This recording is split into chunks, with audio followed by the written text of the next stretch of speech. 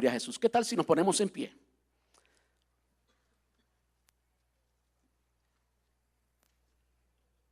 Y busquen en su Biblia primera carta a los Corintios, capítulo 9. No va a estar en sus pantallas, así que puede buscarlo allí en su Biblia o también en su Biblia digital, en su teléfono. Primera carta a la iglesia en Corinto, primera a los Corintios, capítulo 9, versículos desde el 19 hasta el 23. Gloria a Jesús.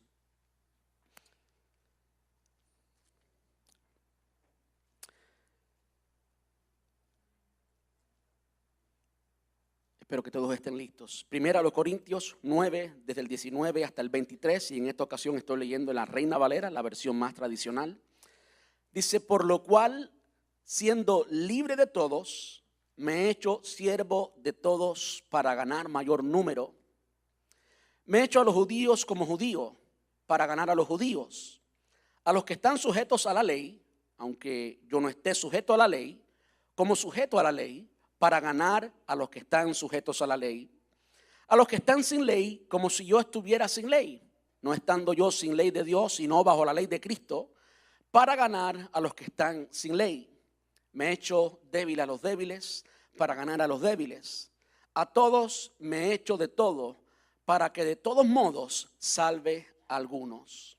Y esto hago por causa del evangelio, para hacerme copartícipe de él. ¿Qué tal si oramos? Preciosa palabra, ¿verdad? Señor, te damos muchas gracias una vez más en esta preciosa tarde de Dios. Muchas gracias ahora por tu palabra preciosa, viva, eficaz, que produce vida en nosotros, que siempre, Señor, produce vida. Siempre cumple el propósito para el cual tú la enviaste.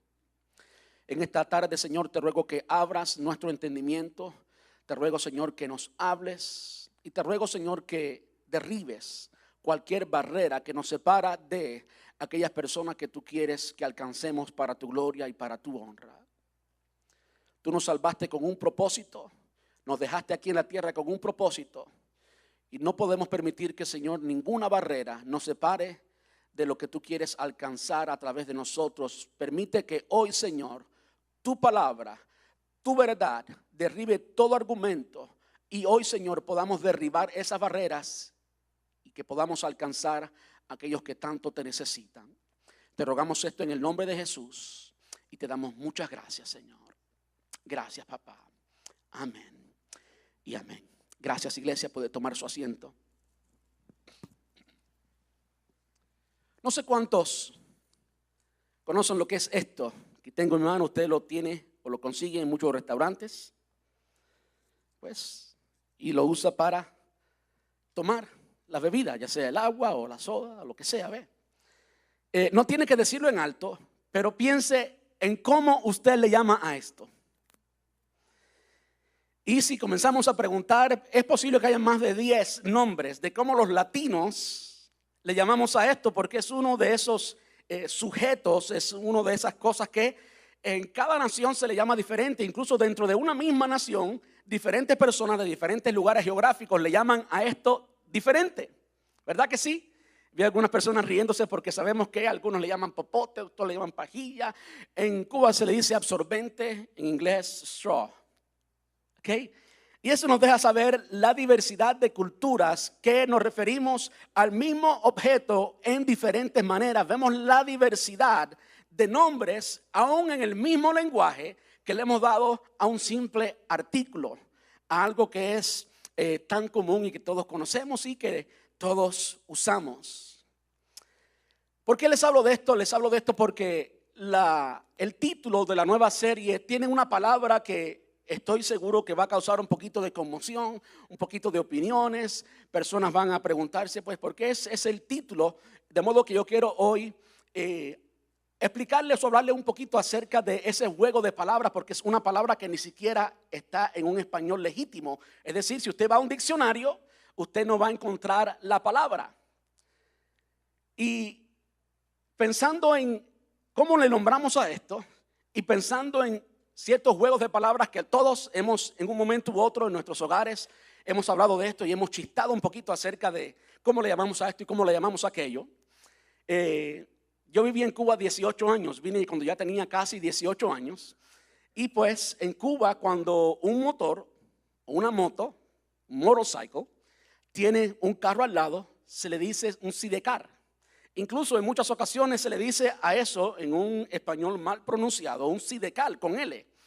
Y pues mi esposa y yo a veces nos sentamos y ahora que conocemos los dos idiomas o que conozco los dos idiomas muy bien, pues comenzamos a mirar las palabras que no son palabras legítimas del español, pero sin embargo la usamos en el español cotidiano y pues nos estábamos riendo muchísimo de esa palabra. Ahí va un sidecar, como algunos dicen.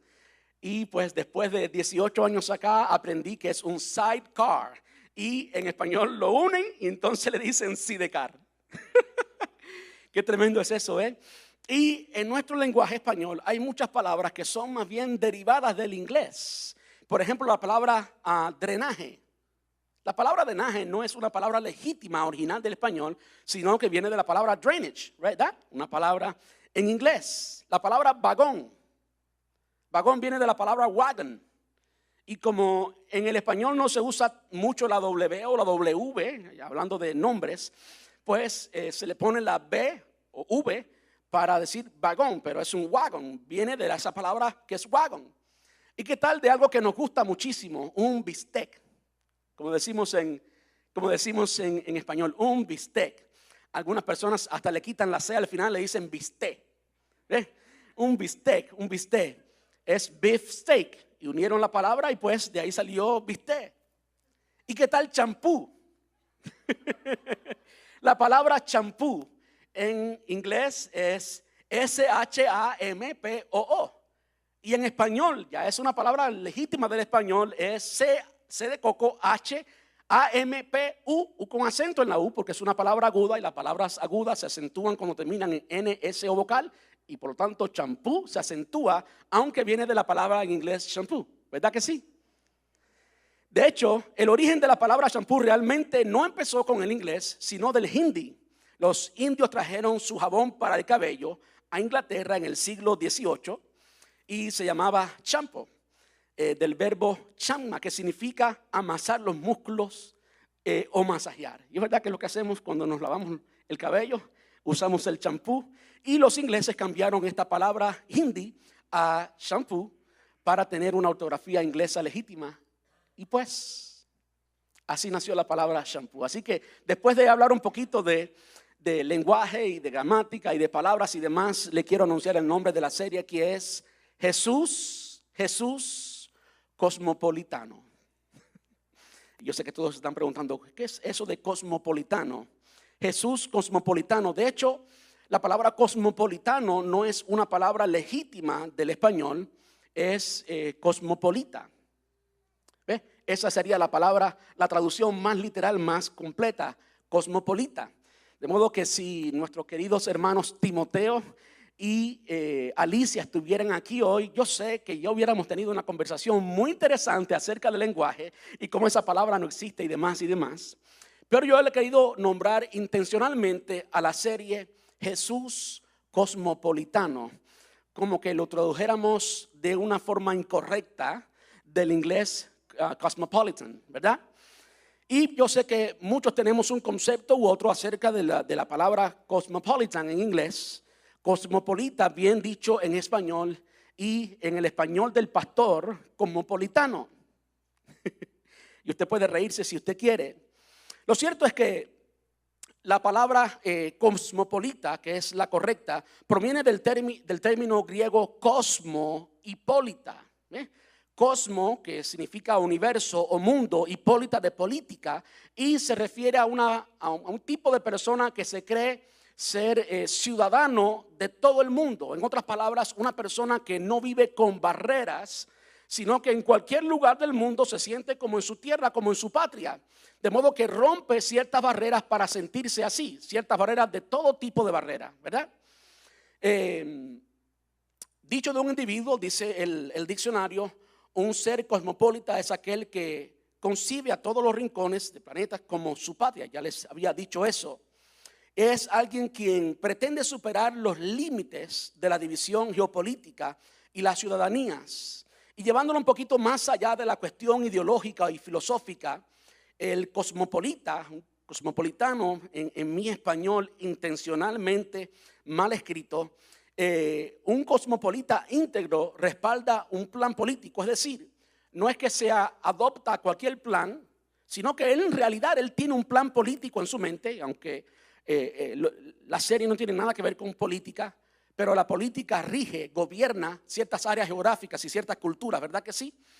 El cosmopolita o cosmopolitano íntegro respalda un plan político único para desarrollar un modelo nuevo de ciudadanía que posee alcance global y sea de adhesión, que se unan a él voluntariamente.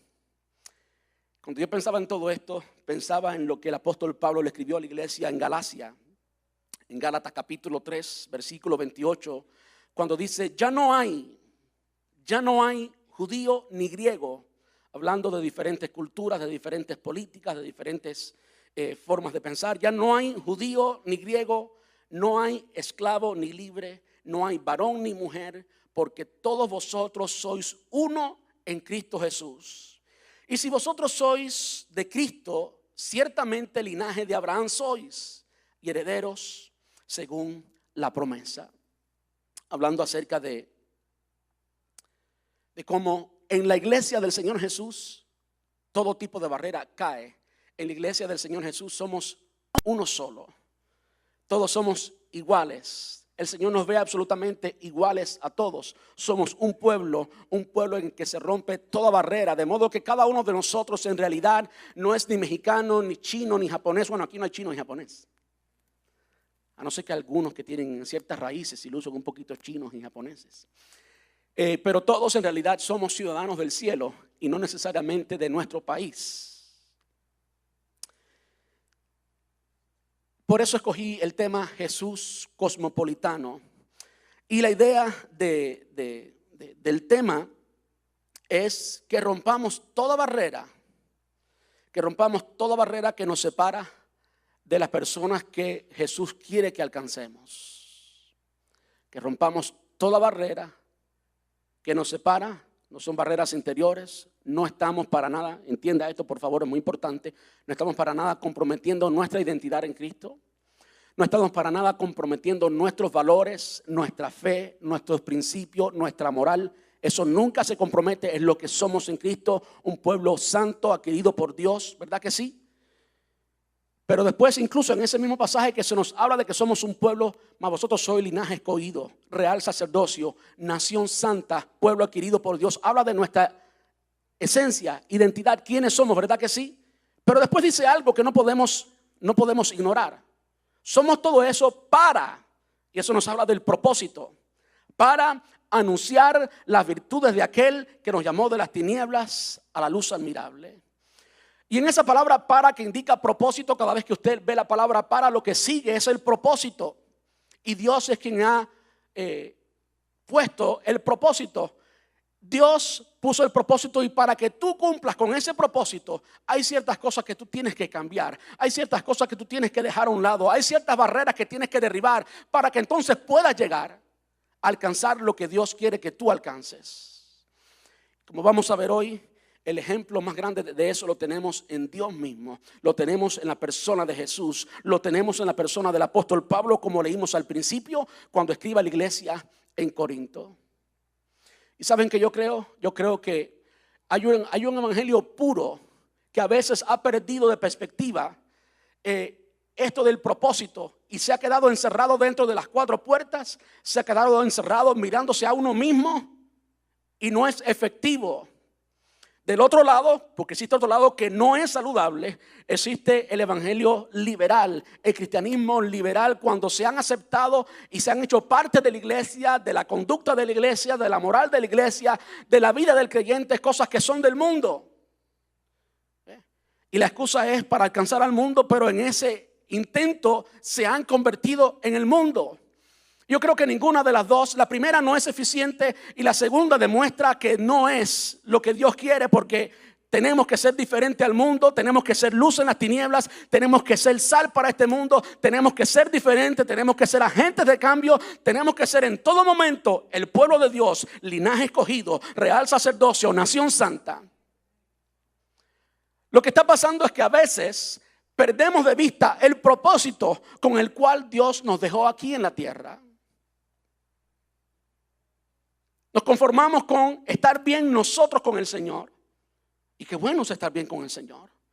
Tenemos que cuidar nuestra vida espiritual. Tenemos que cuidar nuestro tiempo de oración. Tenemos que cuidar el estudio de la palabra. Tenemos que cuidar la comunión con los hermanos. Y en esas tres cosas, el estudio de la palabra, la oración y la comunión con los hermanos, hay un balance para que usted viva una vida cristiana saludable. Con esas tres cosas nada más. Pero hay algo muy importante y no tenemos el derecho. Escuche bien, no tenemos el derecho a sacrificar lo siguiente. Y es que hemos sido dejados aquí para alcanzar a un mundo que se pierde. Estamos aquí y somos ese pueblo y mantenemos esa relación con Dios y ese estado de vida cristiana con ciertos elementos como la oración, el estudio de la palabra, la comunión los unos con los otros. Pero hay un propósito, hay una respuesta al para qué estamos aquí. Hay una respuesta al por qué hacemos lo que hacemos. ¿Por qué estamos congregados aquí hoy domingo? ¿Y por qué cantamos? ¿Y por qué no nos quedamos en casa cantando en casa? ¿Por qué? Hay un propósito y el propósito es alcanzar las almas que se pierden. Hemos sido lo que somos ¿para qué? Para decirle al mundo entero, para anunciar las virtudes de aquel que nos llamó de las tinieblas a su luz admirable. De modo que yo quiero enfocar la serie en ese proceso y quiero que veamos de cierta modo, de un modo muy intencional, el Jesús cosmopolitano, el Jesús que venció ciertas barreras, el Jesús que no respetó culturas. ¿Saben por qué? Porque hay algo muy preciado para Él y son las almas. Hay algo muy preciado para Él y es cada persona. Hay algo que vale mucho para Dios, son las personas, y nosotros no podemos sacrificar las personas, la salvación de las almas en el altar de nuestra comodidad y de nuestra vida espiritual. Hay algo que hacer. ¿Y quién lo va a hacer si no somos nosotros?